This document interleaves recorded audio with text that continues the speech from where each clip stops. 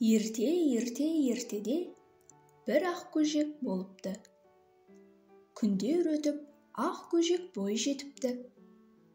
Көңілінде махаббатқа деген талпынысы күн сайын артып, шырын қиялға шомылатын болыпты.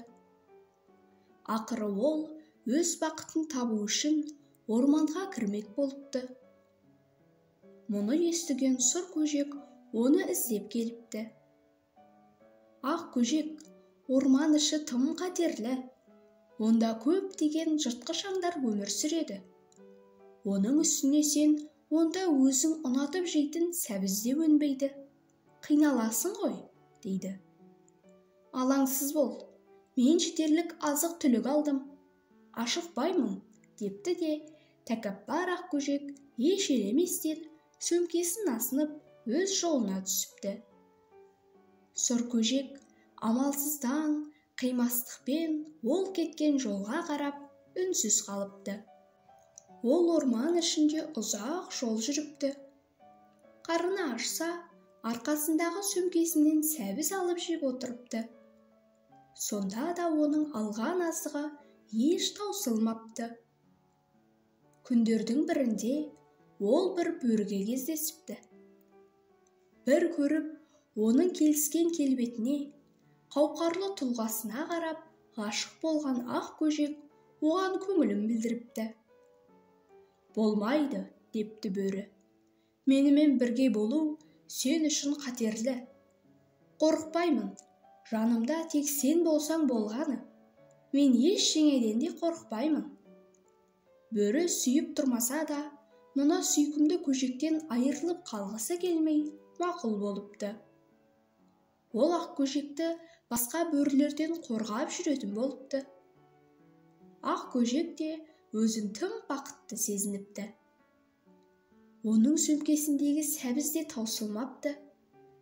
Бірақ күндер өте келе басқа бөрілер, біз қасқыр текті жыртқыш халықпыз.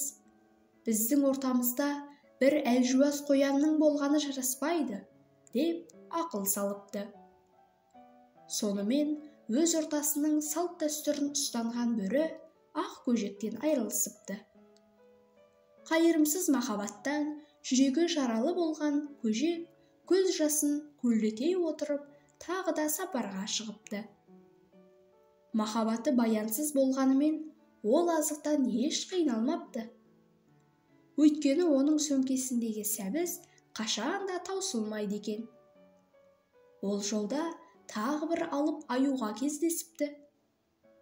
Ақ көжекті бір көріп ғашық болған аю оған сезімін білдіріпті. Қандай сүйкімді едің, саған ғашықпын.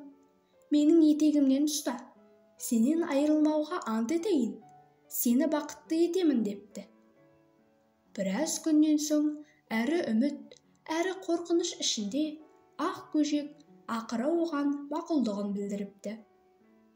Сонымен олар бірге орман ішінде үй салыпты. Жүрегіндегі бөріге деген махаббат та ұмытыла бастап, ғашықтық дерті жазылыпты.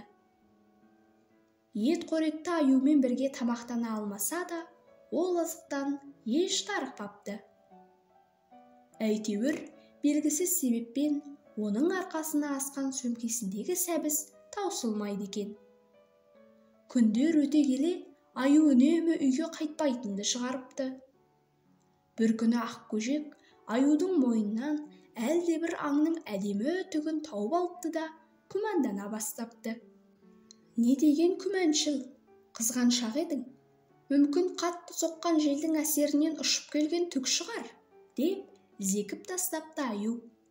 Үнемі ұрыс керіспен өткен күндердің бірінде ақ көжек сырттан әдемі гүлдерді теріп әкеліпті.